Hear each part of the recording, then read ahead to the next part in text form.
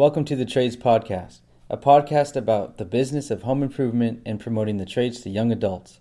In this podcast, we talk with business owners, educators, and professionals about the benefits, skills, and related experiences of the home improvement business.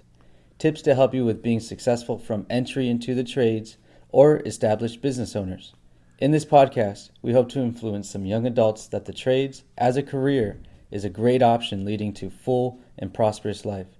I'm Danny Torres, an MC, DJ, and podcaster, inspiring young adults by shining light onto career opportunities in our world today. And I'm Jeff Mudd, home improvement contractor, writer of the Millionaire Carpenter series, and podcaster. Stay tuned to 15 to 20 minutes of insightful tips. Happy days, everyone. This is DJ Danny and Jeff Mudd. Here we are, just ready to have a wonderful interview. And what an awesome guy that we've already been speaking with him. We have Rick Clark with RC Roofing. Yep, Rick, welcome for the podcast today. Known you for a few years now. Both of our companies work together on and off, and everybody enjoys working with you. I've been really impressed with the business you've got set up. So again, welcome to the tradespodcast.com. Awesome. Yeah, and Rick, go ahead and just introduce yourself. RC Roofing, been in business since November of 1992. Got into the business right out of high school. And by a fluke, we were camping, and some of my buddies had a job offer to load tile on commercial business in Reno, Nevada. So they brought me on. I started loading tile, making $100 a day, staying fit in shape. So in the early 90s, $100 a day this was 85. 85. So yes. $100 a day wasn't that bad a wage then, was it? Not at all. Got your attention. Not at all.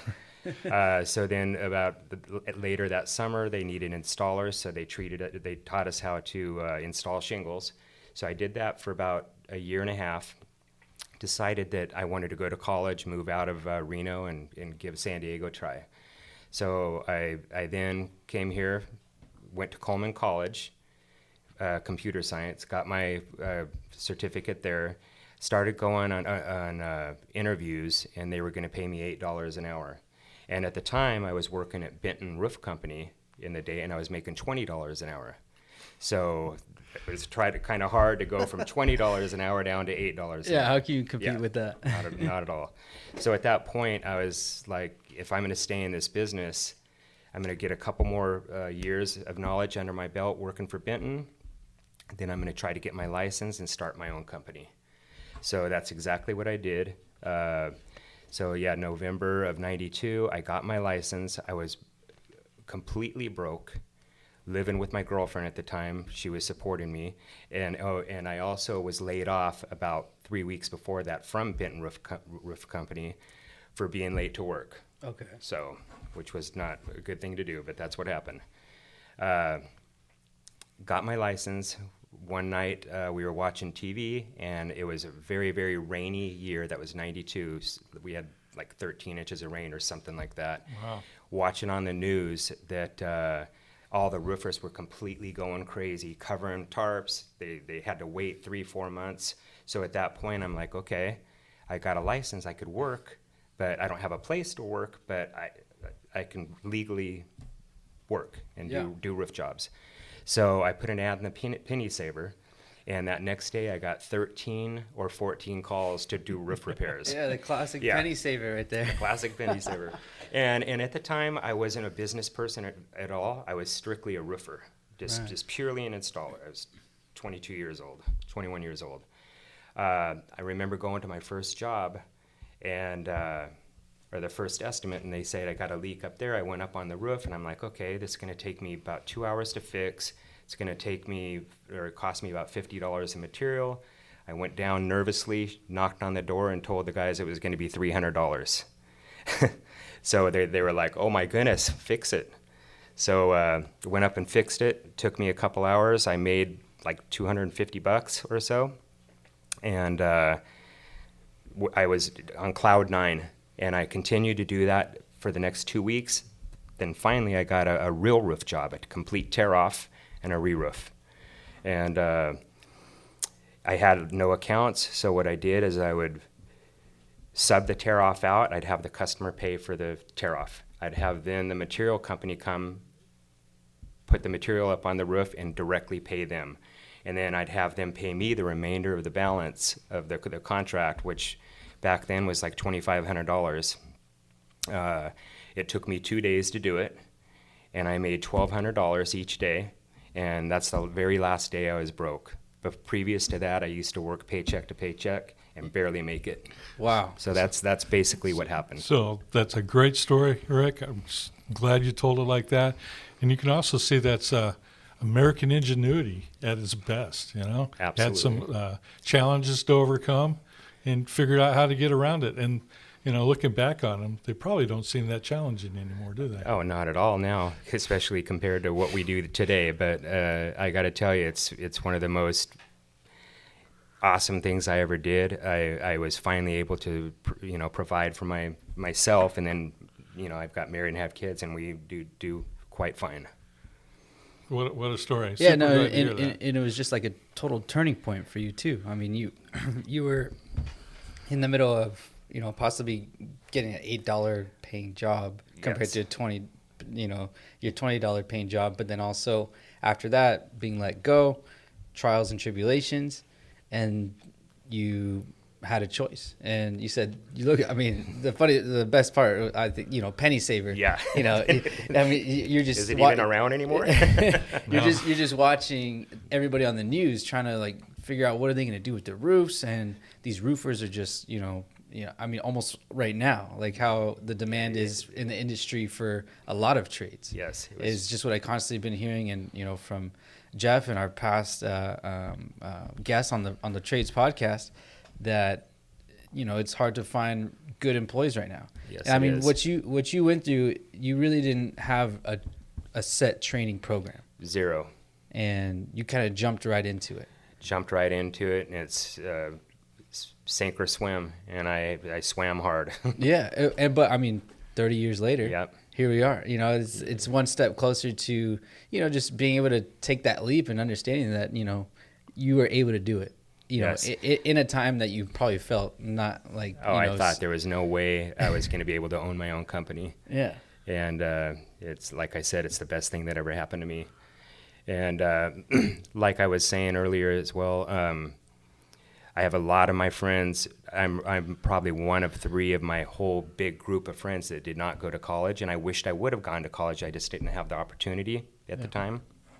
And I quite honestly make more money than any of those guys at this point, 30 years later. But but being in the trades, I think, is an awesome thing, especially for people that, I don't want to say that don't like school, but that aren't good at school. I was not the best at school, and that's the reason I got into the trades. But I wouldn't trade it for anything. Yeah.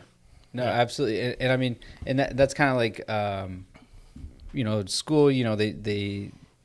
They put in this program for you to have these steps and certain ways of getting to where other professions out of the trades industry kind of guide you to do and get educated into that area.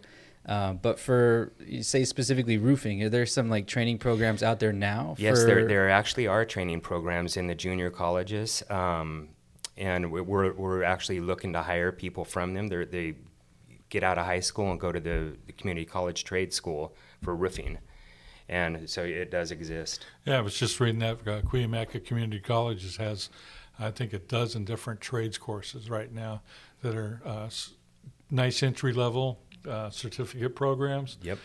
Gives a young adult a chance to say, okay, I can speak the language to a roofer, to a welder, to a plumber, and I'm ready to learn, and I've got a good attitude, and I'm ready for a career. Yep. And you were talking earlier, Rick, that you wish you would have gone to college. I think you and me are both in the same boat. I wish I would have gone to college too. But I don't know, for me, I think more of the going to college was for the experience of the college, not the education. For me as a contractor, it's been a lifelong education for me. I'm always reaching out, trying to learn new products, new management skills, new things like that. What about you? Oh, absolutely. Every single day, after being in this business this long, I learned something every day, either materials-wise, products, or dealing with customers, how to word something different on our next contracts, because there's so many extremely picky people out there, and that sometimes they go overboard. And you're just, so we are constantly learning, changing things all the time. Absolutely, yeah. We adjust our contract every time we have a bad job. And like, okay, we learned from that. Let's put that clause in the contract, and maybe we'll avoid it next time. And that's part of the business process. But I was really tickled to also hear that you came basically right out of school right into out the of trades. high school. Yeah, into the trades. Didn't have his college debt. No. So really, by the time you were 21, started your own business. You're making decent money. I was actually 26. I started, I started roofing when I was 18, but by the time I got my own company, I was 26 or 27. Yeah. And very nervous 2 years prior to that, not knowing what I was going to do. Right. I was just like, oh my gosh, what am I, I always dreamed of owning my own business one day. Going back just a little bit, when I was in high school, my girlfriend, her father owned a motor machine type company, and he had a boat. We'd go to Lake Tahoe all the time. They had all the nice houses, cars, and I'm like, if you want to make money, you have to own your own business. And so the whole time I was trying to figure out what type of business I can own. I have no idea, and I didn't think it would be roofing, but that's what happened. And Yeah. And again, it's been awesome, So unbelievable. Yeah, and like in a sense that 18 to 26, 27 time period was your training program of not knowing you're going to go into the owning your own business on the roofing side. Yes. But I mean, it gave you that certain sense of experience and skill that you can take on and move on to owning your own business, or even imagine going the route of working for another roofing company and becoming one of their head roofers. Yes. In that sense. Yep. And I mean, and is that something that you look for in someone that you're looking to hire? Not necessarily. It depends on what type of position. Like I just got a new. We're talking about Nick. He was from another company, and we got lucky to find him. But for the roofing part, it's actually kind of funny.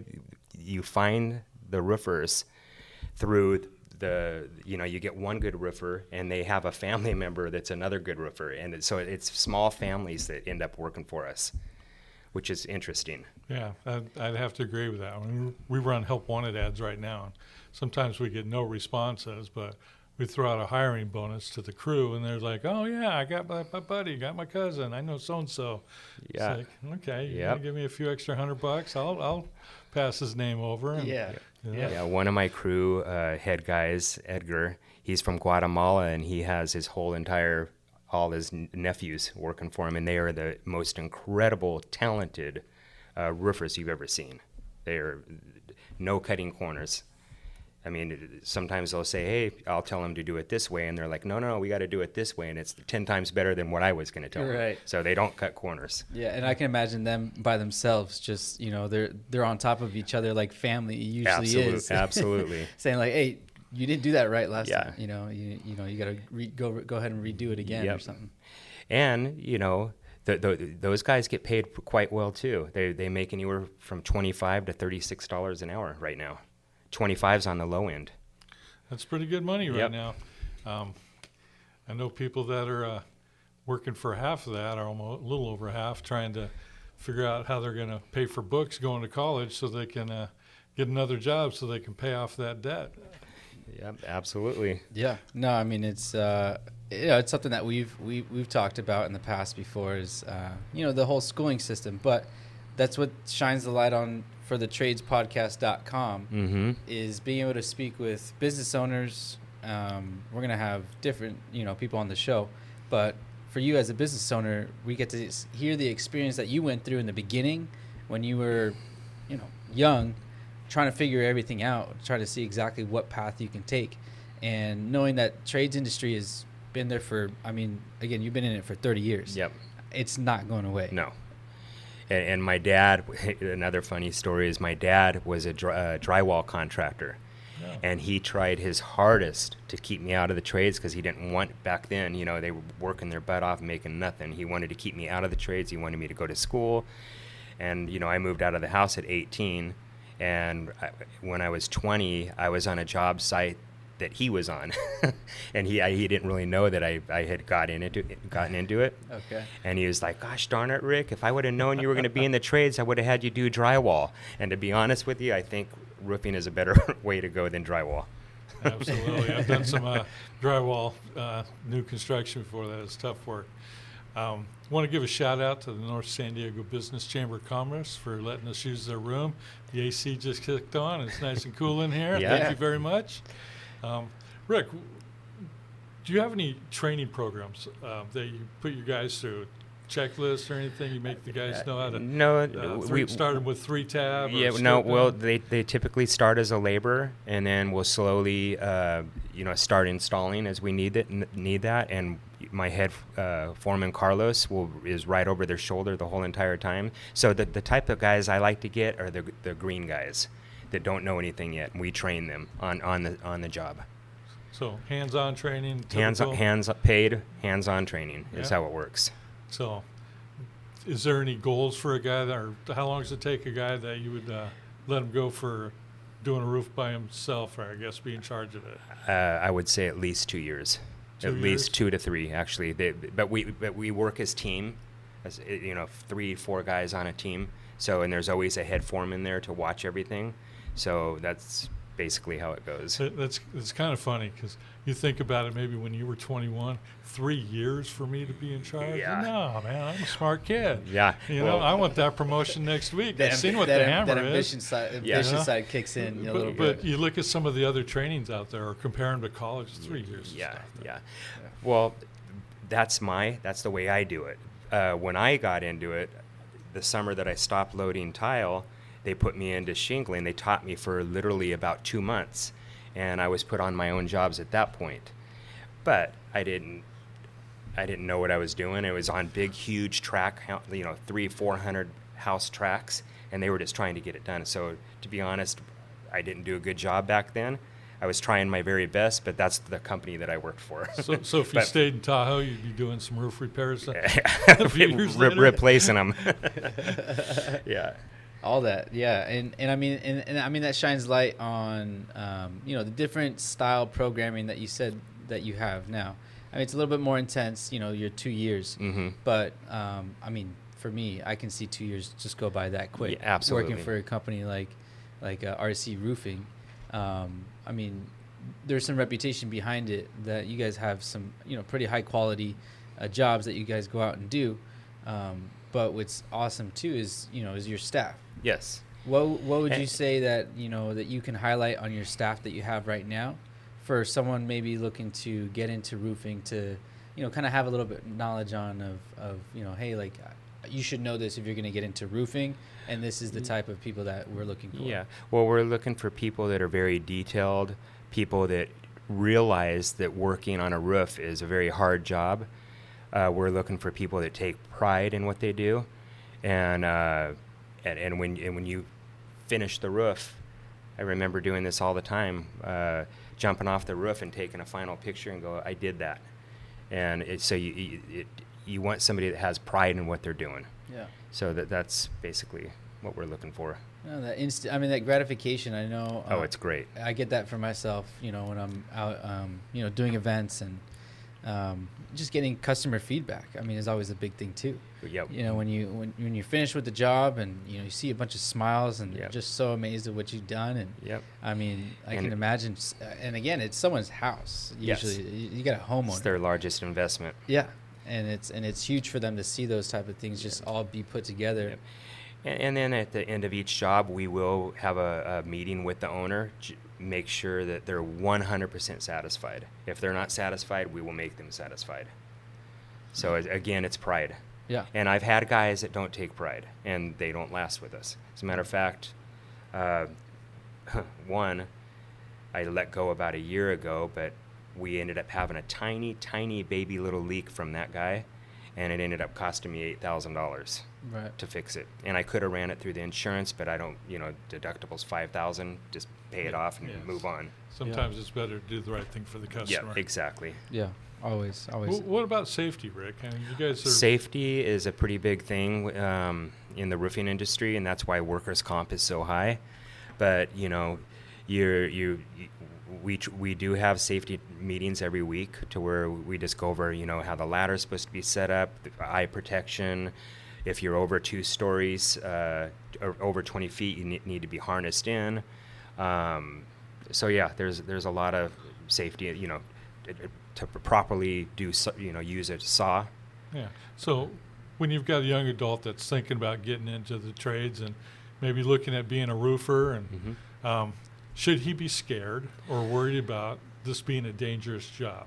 I was never ever scared or worried about roofing being a dangerous job, although I have fallen off the roof 2 times in my 35-year career, but I never was seriously hurt. And knock on wood, I've got, with the 30 years that I've been in business, we have had 2 minor accidents.